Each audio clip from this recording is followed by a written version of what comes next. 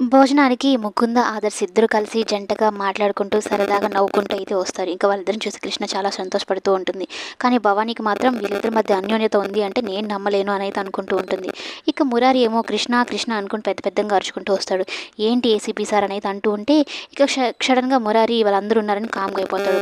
ఇక వాళ్ళందరూ ఏదో ఉంది, కావాలని కృష్ణ అని పిలిచి మళ్ళీ ఆగిపోయాడు. ఏంటి ఆ విషయం చెప్పు అన్నట్టు అంటూ ఆట పట్టిస్తూ ఉంటారు.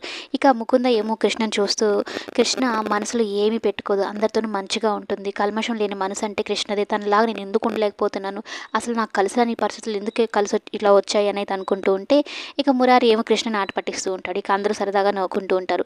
ఇక భవానీ ఆదర్శ్కి నేనే వడ్డిస్తాను నాన్న నీకు అనేది చెప్పడంతో కృష్ణ కాస్త అప్సెట్ అవుతుందనమాట. అదేంటి మీ కొడుకు ఒకటేనా మాకు లేదా అన్నట్టు, ఏయ్ తింగరి నీకు చనివిచ్చాను కదా అని ఎక్కువ చేస్తున్నావు, చంపేస్తాను నిన్ను అని అయితే అంటూ ఉంటుంది. ఇక ఆదర్శ్కి గోరుముద్దలు చేసి ప్రేమగా పెడుతూ ఉంటుంది. ఇక ఆదర్శ్ భవానీకి అన్నం తినిపిస్తుంటే ఇంకా భవానీ కంట్లోంచి అయితే నీళ్ళు ఆగవు, చాలా ఎమోషనల్ అయిపోతుంది. తల్లి ప్రేమ అంటే ఇదేనేమో అన్నట్టుగా అనిపిస్తూ ఉంటుంది భవానీ ఆదర్శ్ విషయంలో. అంతా బాగానే ఉంది అనుకుంటే సడన్గా భవానీ అసలు జాబ్ ఎలా ఉంది నాన్న, ఈ సంవత్సరం ఎలా గడిచిపోయింది, సడన్గా ఎందుకు రీజన్ ఇచ్చావు అనగానే ఆదర్శ్ మౌనంగా ఉండిపోతాడు. అంటే ఆదర్శ్ విషయంలో జరగనిది ఏదో ఒక విషయం అయితే జరిగింది అన్నట్టు అక్కడ అర్థమవుతుంది. మరి ఆదర్శ్ ఆ విషయం చెప్తాడా లేదనేది కమింగ్ ఎపిసోడ్స్లో చూద్దాం.